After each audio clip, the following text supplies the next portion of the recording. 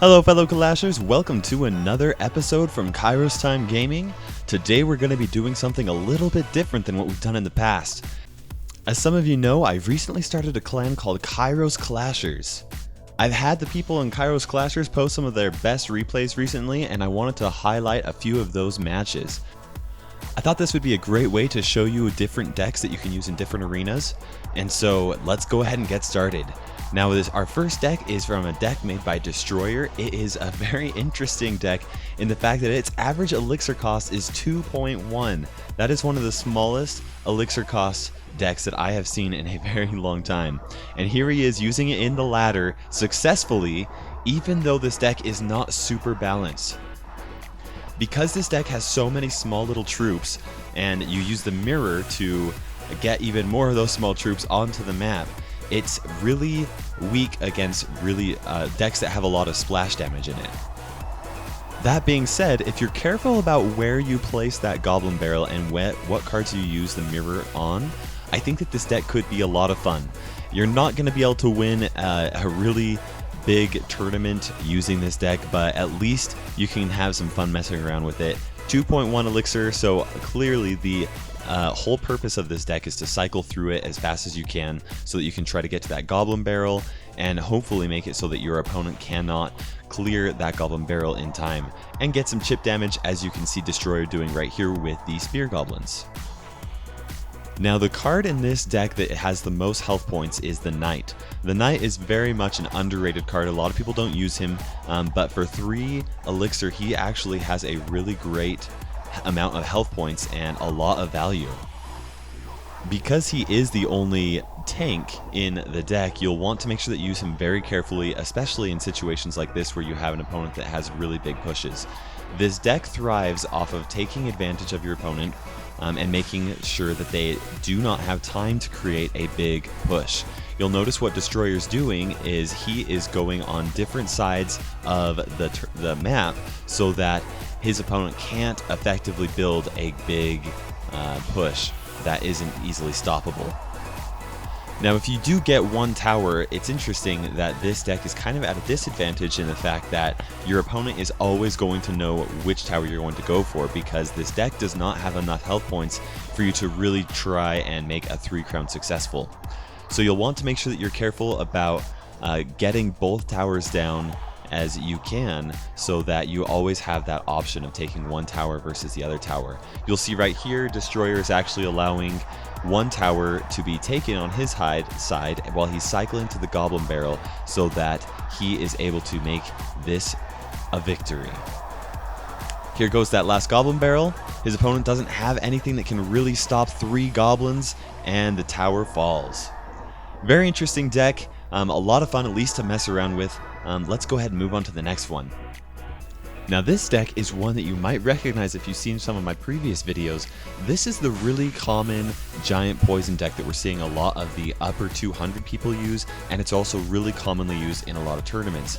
It's a very difficult deck to stop, very good deck to be using if you have your guards and your poison leveled up.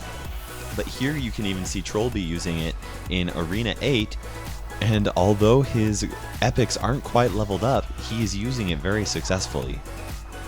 Now the idea behind this deck is you want to try to get as much of an elixir advantage as you can early on with your elixir pumps. That means you have to be careful about protecting them, especially when you're facing somebody that has a miner in their deck. And you're also going to want to make sure that you're protecting your towers from as much damage as possible, because this deck isn't as strong in the first 2 minutes of the match as it is during 2 times elixir. Now so far in this match, it looks like things are pretty close. Yes, our opponent does have a little bit of damage on the tower, but we're still looking pretty good. Now here we've got a Royal Giant that Trollby's dealing with by only spending 3 elixir. He's decided to use his tower's hit points as a resource and allow that damage to be done so that he could put down another elixir collector and get building up and prepared for a massive push. Right here he's letting that giant fall because it's not backed up well enough to really make a decent push, but it does get some damage on the tower, and that's really good. A defensive musketeer right here is going to make quick work of all of those barbarians. That fire spell just barely missed the musketeer, which was a little unfortunate, but very good for Trollby. And here we get to do another little push with the giant and the musketeer. Now Trollby was very aware that the opponent had a minion horde, and so he was ready with those arrows and perfectly placed them. Those arrows would have done real big damage to that giant and made that a push basically ineffective. And so the fact that Trollby was able to prepare with those arrows, he had that all selected and ready to go, was an absolute fantastic move.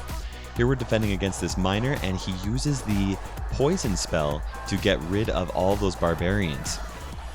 Our opponent fireballs the elixir collectors, which was a pretty good move, and then here we are preparing for another push to try and get a 3-crown victory. Those barbarians are really excellent at defending. They're a great card to have, but you do need to realize that they cost 5 elixir, and that elixir does not accrue fast enough to always be able to use them, especially where you're playing a deck where our opponent is that has a really elixir heavy deck. Here, the opponent is able to tie us up, but we've got quite a push here. Trollby reaches for those arrows, gets rid of them before they can take out the musketeer. The ice wizard is slowing down the giant, but with an excellently placed poison spell, that giant and that musketeer get that tower down to near death. Now here we've got to prepare for a Royal Giant counterattack, and you know that it's coming because the Royal Giant is has quite the advantage when one of the towers are down. And with that poison spell, we made easy work of that. Very well done, Trollby. It was a hard match, especially facing against somebody that had such stronger cards, but this deck really is so powerful. Now this last deck that I wanted to highlight was made by Kakashi. Kakashi has been an absolute fantastic subscriber. As you guys know, I am a new YouTuber, and so I have a really unique opportunity of being very personable with my subscribers. I read all of my comments, and Kakashi jumped on board and has been commenting on my videos and joined the clan and is now one of our better players. Now here he is facing somebody with a balloon giant deck and with a level 4 balloon in Arena 8. Now he has the Inferno in this Hog Cycle deck because of how good the Inferno is at stopping a lot of different types of pushes. I would say right now that either the Inferno or the Bomb Tower are really good cards to have in any one of your decks because of how common the Giants are in this deck. If you're okay with trying to be a little bit more tactical and you can handle using the cannon, then that would also be a good option as well, but just realize that it's not as good at completely shutting down a giant push as the other two are. Now this deck is a fun one. Kakashi coined the term the Hog Spirit deck because of its utilization of both the Fire Spirits and the Ice Spirits. It's a really fun deck to mess around with. I love playing with the Spirits and also with Goblin decks. Hog Cycle decks are some of my favorites. You'll see right there he plays a perfect Ice or Fire Spirit position just so that those minions are taken out so quickly. Now we've got that level 4 dragon right there, and the Inferno Tower is going to be able to take care of both of them. There's one reason why the Inferno Tower does such a good job against these giant decks is because a lot of times, even though they are often paired with smaller troops that can distract from an Inferno Tower, they also have other really big troops like the Baby Dragon or maybe even a Mini P.E.K.K.A. or a Valkyrie that the Inferno Tower can actually take care of as long as it's placed in the right position and also is timed correctly. So here you'll see right here Kakashi is playing against a deck that is more difficult for Hog Cycle decks to take care of. The Giant Balloon deck is very difficult, and you'll see right there that he actually fireballs and zaps the wizard so that it cannot help defend against Kakashi's smaller little troops that are very weak against the wizard. Right here that Ice Spirit was placed just perfectly to freeze that fire or that balloon. And here we have a very successful defense, distracting Hog Rider so that those minions could take out both the Baby Dragon and the Wizard. And with 20 seconds, this match looks like it's in the bag.